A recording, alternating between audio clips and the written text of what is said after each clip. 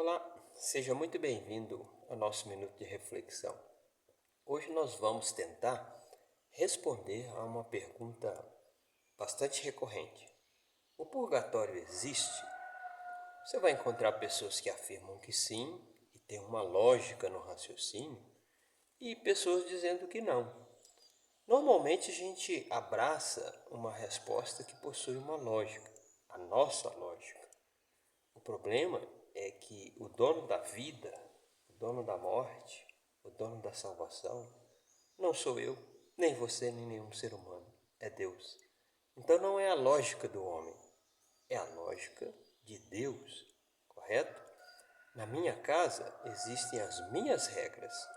Na sua casa existem as suas regras. Na casa de Deus existem as regras de Deus.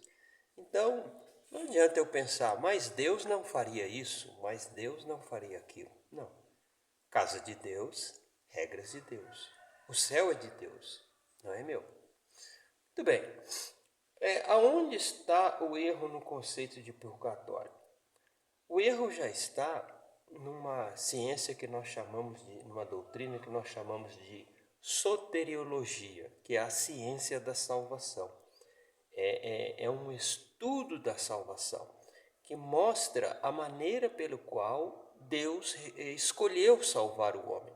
Lembre-se que esta escolha de método de salvação não é minha e não é sua.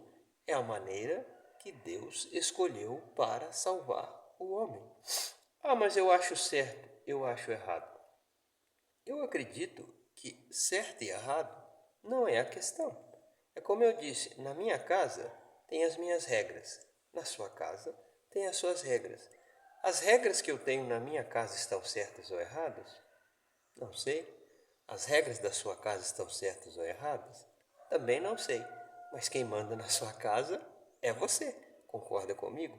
Quem manda no céu é Deus. Então, não vale a pena nós discutirmos. Ah, mas isso não é justo ou isso é justo. Não faz sentido essa discussão.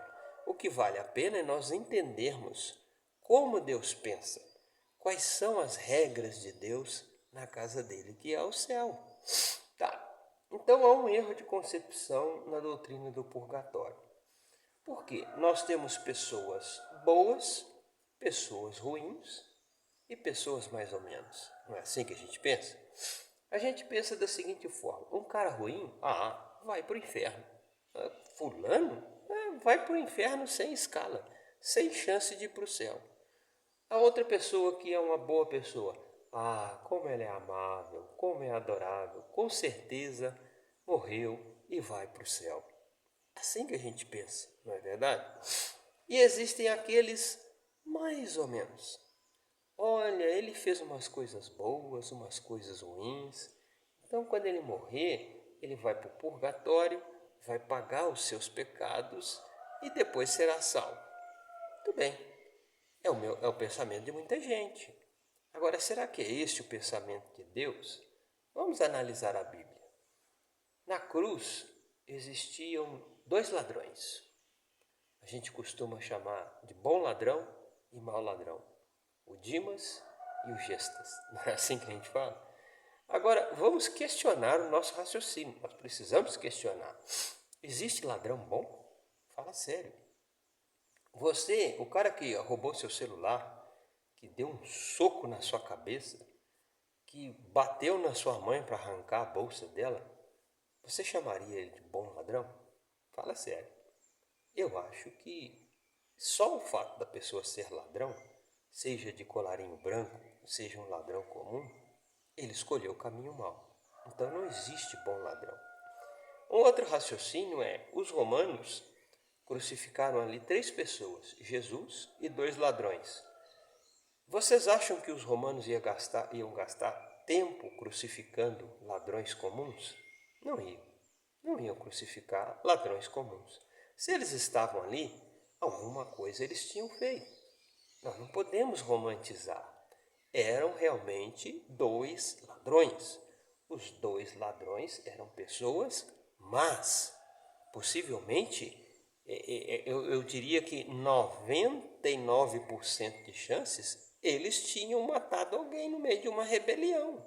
Houve um assassinato, eles tinham um crime nas costas. Não há como negar isso, correto? Por isso eles estavam ali para ser crucificados. E é bem possível que parentes das pessoas que aqueles ladrões tinham matado estavam ali no pé da cruz dizendo: mata ele mesmo, matou meu filho, agora ele tem que morrer. Para aquelas pessoas, então, os ladrões eram um demônio, meu querido. Então, ponto pacífico. Não eram um bom e um mau ladrão, eram maus ladrões. Só que aí complica, porque Jesus salvou um e não o outro. Peraí, então o critério bondade para entrar no céu não existe. Porque se o critério para entrar no céu, quem é bom vai para o céu, quem é mau vai para o inferno, quem é mais ou menos vai para o purgatório, se existisse esse critério, os dois ladrões, na melhor das hipóteses, iriam para o purgatório, na melhor das hipóteses. Mas por que os dois eram maus? Um foi salvo e o outro não foi salvo. Aí é que está a questão.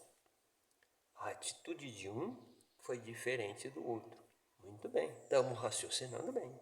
É verdade, todo mundo conhece a história. Enquanto um ladrão zombava, o outro disse: Senhor, quando estiveres no paraíso, lembra-te de mim. Quando estiveres no purgatório, não.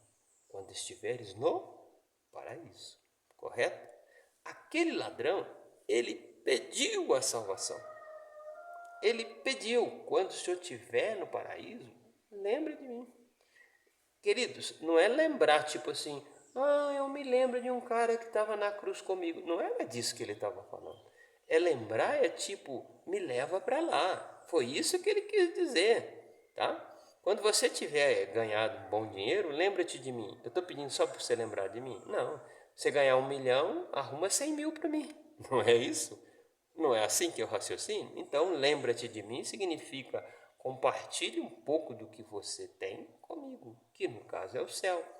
E o que Jesus fez? Hoje mesmo estarás comigo no paraíso. Hoje, não amanhã. Não depois de passar para o purgatório. Hoje estarás comigo no paraíso. Tá.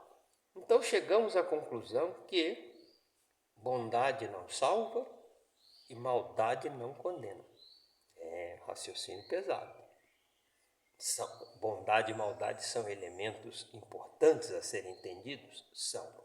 Mas a bondade e a maldade não é suficiente para salvar o homem.